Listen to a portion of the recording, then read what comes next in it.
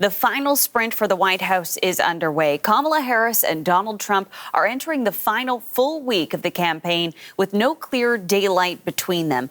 Both are targeting voters in swing states today.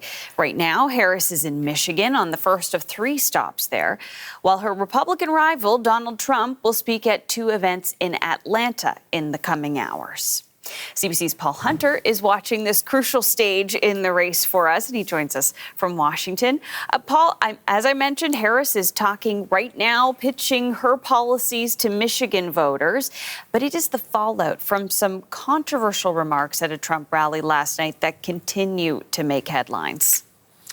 Yeah, what to make of those remarks, hey? Or more to the point, what are U.S. voters to make of those remarks? You know, one of the questions in the Harris camp the past little while is how to best take on Donald Trump, given how close the contest is per the polls right now, but as well how to go after Trump on the negatives, or whether to do that, given that so many voters already know so much about him and his character, including the negatives. Tell me something I don't know kind of thing. Well, now we've got these remarks, and the kind of things that were said at that rally by people invited to the rally by Trump's team. For those who've been under a rock all day, let's play again a tiny bit of what was said by some at the podium in Madison Square Garden at that Trump rally last night in New York. Here it is. A lot going on. Like, I don't know if you guys know this, but there's literally a floating island of garbage in the middle of the ocean right now. Yeah. I think it's called Puerto Rico.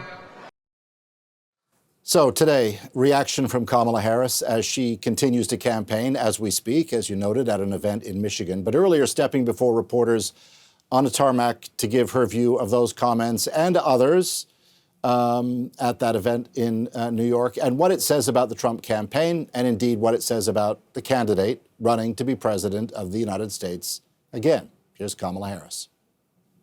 Donald Trump spends full time trying to have Americans point their finger at each other, fans the fuel of hate and division, and that's why people are exhausted with him. That's why people who formerly have supported Donald Trump, have voted for him, are supporting me, voting for me. People are literally ready to turn the page.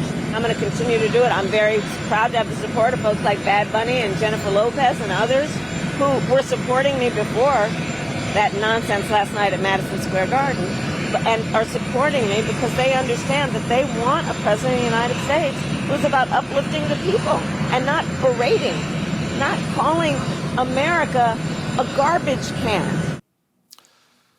The real question, of course, besides the outrageousness or nonsense, as she put it, of what was said at the Trump rally is whether it will have an effect on voters. So much is baked in on both sides right now, Jacqueline. As much as this is, so much is being made of all of this, will it change minds? Will it change votes? And that, as much as anything else, says plenty about this contest. That said, while Puerto Ricans cannot vote in general elections in this country, their relatives in the U.S. mainland can, including great numbers of Puerto Rican family members, I guess, in places such as Pennsylvania, key battleground state where the contest is extremely close. Might it make a difference? We'll find out soon enough. We are going to speak with a Puerto Rican community member in Pennsylvania coming up a little bit later this afternoon, Paul. So we'll definitely try to get a sense of how this is landing. But as we watch for Harris and Trump to take in more events today, President Joe Biden has been having his say in more ways than one on last night's comments and at the ballot box. Sure, he's voting today in Delaware. The guy who, all things considered, might himself have been on the ballot right now were it not for all kinds of things in this crazed political season.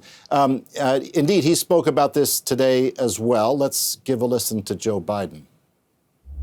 It's embarrassing. Just simply embarrassing. It's beneath any president, but that's what we're getting used to. That's why this election is so important. Most of the presidential scholars I've spoken to talk about the single most consequential thing about a president's character. And he puts that in question every time he opens his mouth. But again, Jacqueline, I've got to underline, will it make a difference? There was cheering in Madison Square Garden last night for such remarks and others, and laughter, right? I mean, the comments come not from Trump, but from those selected and allowed in by his team. The type of comments, extreme as they were, I mean, they resonate with all kinds of Americans. We've seen this throughout the campaign at Trump rallies. There are people that listen to those kinds of comments, and they don't find them abhorrent. This is just a fact, and it's as if Trump and his campaign team are kind of banking that it'll be okay to double down, as they say, on that kind of stuff. That's why we have elections, though, and as I say, we'll find out soon enough how this plays out. We absolutely will, Paul. Thanks so much. That's CBC's Paul Hunter in Washington. Our next guest is in one of those swing states. Monica Parrilla is a local community leader, and she joins us now from Philadelphia. Monica, thank you so much for making time for us this afternoon. Thank you, Jacqueline. I want to start with your reaction to what we heard from the rally for Donald Trump last night. You're a Puerto Rican community leader. You hear from a lot of people where you are about how they feel about issues that the campaign leaders, the candidates in this election are coming out with in terms of how they're trying to reach you. And we heard quite an array of comments last night at this rally, particularly from a comic, Tony Hinchcliffe. He called Puerto Rico a floating island of garbage. What did you make of that? First of all, I felt completely disrespected, but I wasn't shocked, actually. I feel like the Trump and his party kind of already displayed their disrespect plenty of times prior to this.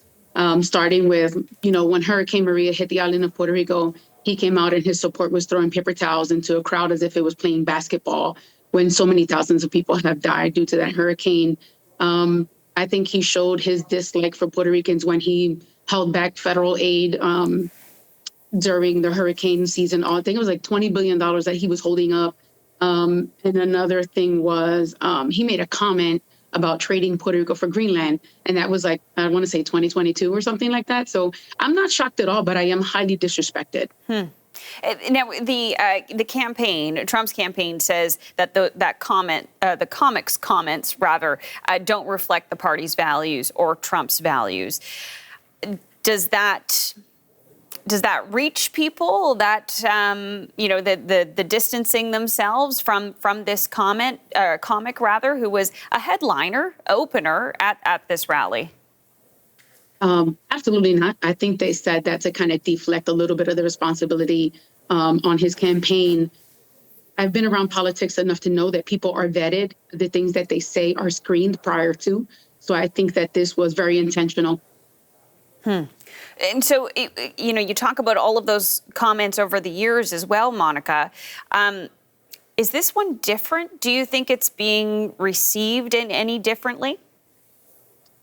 It's a little bit different because Puerto Ricans, home and here in the U.S., are prideful people. And I feel like they're going to show that at the voting polls. Do you think that what went down in that rally last night will have an impact on how people vote? Absolutely. Absolutely. Especially with the younger generation. I have a bunch of younger cousins who were really not so much that they knew who to vote for, but they were on the fence about voting in general, coming out to vote. And I think this comment, the disrespect, the lack of everything, just, presidentialism is what I call it. They've made their decisions. A lot of my little cousins are on Instagram, Facebook, kind of saying, no, we're going out to vote because we're Puerto Rican and we're going to stand for this. I mean, even myself, I internalized this a little bit differently. I was voting already because I've always felt that we've had to, as women, had to fight for our kind of space and our respect. But now I'm voting specifically because I am Puerto Rican. We heard following the rally last night, Monica, from some Puerto Rican stars, Bad Bunny, Ricky Martin, Jennifer Lopez, all posted online about their support for Harris. I wonder, how influential do you think those endorsements could be? I think they're highly influential. They make a huge difference, especially because they are Puerto Rican. The artists that are coming forward, they're Puerto Rican, so we definitely identify. Considering that in this election and in politics in general, representation matters. So to see that people like us, that look like us, that speak our language, are kind of voicing their concern, it's highly influential. And especially specifically Bad Bunny with the younger voting bloc. I feel like he's putting this on the forefront. So that kind of is really going to sway, specifically in Philadelphia, because there's 500,000 Puerto Ricans in Philadelphia, as you know. We're a swing state. So I think it's monumental. Yeah, I was reading that, so 580,000 Latinos in Pennsylvania, and that is about 7 times what President Biden's margin of victory was in the state in 2020. So, potentially quite impactful there. Monica, thank you so much for your time this afternoon. Really appreciate it. Thank you. That's Monica Padilla in Philadelphia.